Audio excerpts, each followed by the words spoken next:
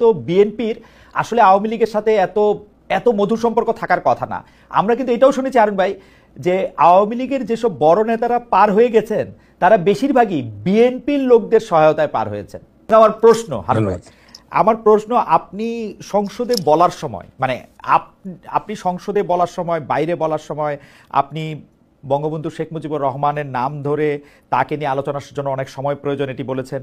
বঙ্গবন্ধুকে আপনি সম্মান করতে চেয়েছেন সংসদে বিএনপি ভাষণ দিয়ে। ২০ বছরের সংগ্রাম আরও অনেক বেশি গুরুত্বপূর্ণ বলেছেন বিএনপি। আমি I can go on and on and on. এবং আপনি পদে পদে দেখিয়েছেন বঙ্গবন্ধুর শাসন থেকে শেখ হাসিনার শাসন কত আলাদা, তিনি কিভাবে কিভাবে কিভাবে কিভাবে তার পিতার দেখিয়ে দেওয়া পথকে অস্বীকার করতেছেন, সেইটা আপনার বলার একটা সুন্দর ভঙ্গিও ছিল। কিন্তু এই বছর যখন আমরা দেখলাম মুজিব ভক্তদের ঠেকাতে বিএনপি ছাত্রদল ৩২ নম্বরের ফ্রন্টলাইনে ছিল এবং এইটাকে তারা একটা উৎসবের উদ্যোগ হিসেবে নিয়েছে, তখন আপনি এটাকে কিভাবে দেখলেন? মানে আমাদের প্রশ্ন, আপনি কি বিএনপি নাকি যারা ৩২ নম্বরের মধ্যে ওটা করলো ওরা বিএনপি, নাকি বিএনপির মধ্যেও আসলে কতগুলি দল উপদল কোন দল এগুলি রয়েছে? আমাদের ধন্যবাদ।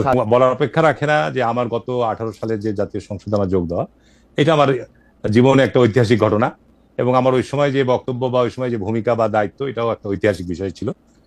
মূলত বাংলাদেশের এই 50 বছরের ইতিহাস বিশ্লেষণ করলে এটা আমরা সকলেই একমত হব যে বাংলাদেশে 71 থেকে শুরু করে 24শে জুলাই আগস্ট পর্যন্ত আমরা কোনো সময় রাজনৈতিক সমাধানগুলো আলাপ আলোচনার সংলাপের মধ্য দিয়ে নিষ্পত্তি হয়নি। সবসময় এক পক্ষ হেরেছে আর এক পক্ষ বিজয় লাভ করেছে। এখানে যদি একটু পরিষ্কার করতে, মানে আপনাদের চাওয়া ছিল যে সরকার বলে দিক যে এইখানে কোনো ফুল দেওয়া যাবে না বা এখানে কেউ এসে শ্রদ্ধা নিবেদন করতে পারবে না, এটা সরকার বলে দিলেই পারতো, তাই তো? রাইট। আমি মনে করি সরকারের জায়গা থেকেই এই জায়গাটার ব্যাপারে, যেহেতু এটা তো অনেকের মধ্যে আশঙ্কা থাকতে পারে যে 15ই আগস্টে শেখ মুজিবের ওই প্রতিকৃতিতে অনেকে যেতে পারে, উপস্থিত হতে পারে, এই ক্ষেত্রে একটা অনাকাঙ্ক্ষিত পরিস্থিতি তৈরি হতে পারে। এই ক্ষেত্রে আপনার স্বাভাবিক কারণে যারা যাবে, আবার যারা এটা প্রত্যাশা করছে না, সেটা নিয়ে একটা অনাকাঙ্ক্ষিত ঘটনা ঘটতে পারে। এই জন্য সরকার তো বুঝতে হবে যে আমরা একটা সংকটের অতিক্রম করতে যাচ্ছি, সুতরাং নতুন করে এই সমস্ত ঘটনা আবার পুনরাবৃত্তি ঘটুক, সৃষ্টি হোক, বা এটা নিয়ে একটা দেশের মধ্যে আবার নতুন করে একটা আলোচনার তৈরি হোক, এই ধরনের জায়গা থেকে সরকারের জায়গা থেকে উচিত ছিল যে ওখানে আইন প্রক্রিয়া সংস্থা নিয়োগ দিয়ে ঘোষণা দিয়ে দাও যে না, এখানে আপনার কেউ কোন রকমের আসতেও পারবে না বা ওই পক্ষ থেকে কোনো পক্ষে কেউ আসতে পারবে না। তাহলে জিনিসটা ভালো হতো। এখানে কিন্তু আমাদের বিএনপি বলেন বা এনসিপির কেউ গেছে কিনা বলতে পারবো, বা জামাত ইসলাম কেউ গেছে বলতে পারবো না।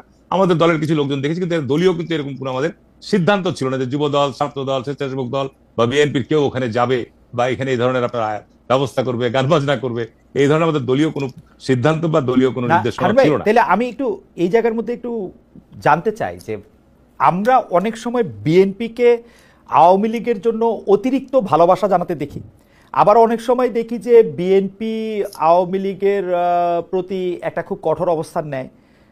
কঠোর অবস্থান অবশ্য কমই নিতেছে, ভালোবাসাটাই বেশি দেখতে পায়। এই ভালোবাসাটার মূলে কি আসলে ভোটের বাণিজ্য, এনসিপিকে একা করে দেওয়া, জামায়াতে ইসলামীর বিরুদ্ধে একটা সুস্পষ্ট অবস্থান নেওয়া, মানে কোনটা কাজ করে? কারণ হিস্টোরিকভাবে তো বিএনপির আসলে আওয়ামী লীগের সাথে এত এত মধুর সম্পর্ক থাকার কথা না। আমরা কিন্তু এটাও শুনেছি আরুন ভাই যে আওয়ামী লীগের যেসব বড় নেতারা পার হয়ে গেছেন তারা বেশিরভাগই বিএনপির লোকদের সহায়তায় পার হয়েছেন। জি, আপনি যে বিষয়টি প্রশ্ন করেছেন, আপনি নিশ্চয়ই এটা স্বীকার করবেন যে বিএনপির জন্ম হয়েছে 15ই আগস্টের আপনার ঘটনার পর, 7ই নভেম্বর সিপাহী জনতার বিপ্লবের মধ্য দিয়ে। নতুন রাজনৈতিক যে বন্দোবস্ত বা নতুন দর্শন নিয়ে জিয়া রহমানের নেতৃত্বে নতুন। সুতরাং আওয়ামী লীগের সাথে বিএনপির দীর্ঘ 50 বছরের যে রাজনৈতিক প্রতিদ্বন্দ্বিতা বা প্রতিযোগিতা, বাংলাদেশে গত 50 বছরে কিন্তু দুইটি বৃহত্তম এই রাজনৈতিক দলের জোটই বলেন, শরিকরাই বলেন, এই নির্বাচনী প্রতিদ্বন্দ্বিতা হয়েছে। আমি আপনাকে এখনো বলছি যে আপনাকে এটা অন্যভাবে বিশ্লেষণ না, আপনি একজন সাংবাদিক হিসাবে বাংলাদেশের নিঃসন্দেহে একটা সংকটময় সময় আমরা অতিক্রম করছি। 71 সালে মুক্তিযুদ্ধ হয়েছিল, মুক্তিযুদ্ধে যারা বিরোধিতা করেছিল, শেখ মুজিব দেশের ক্ষমতা নেওয়ার পর তাদেরকে নিষিদ্ধ করার পরেও কিন্তু আপনার পরবর্তীতে সাধারণ ক্ষমতা থেকে ঘোষণা করতে হয়েছে।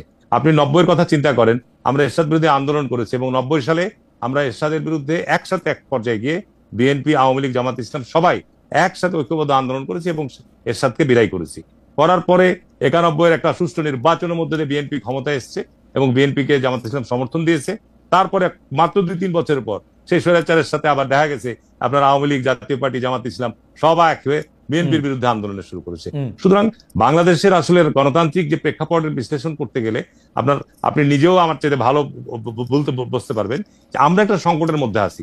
আমরা এখন আপনার এই যে সংলাপ বলেন বা আমরা আজকে এই জুলাই সনদ বলেন, যা কিছু তৈরি করছি, এটা কিন্তু আমরা যারা বিজয়ী আমরা বিজয়ীরা করছি, যারা পরাজিত হয়েছে তারা কিন্তু এখন অনুপস্থিত।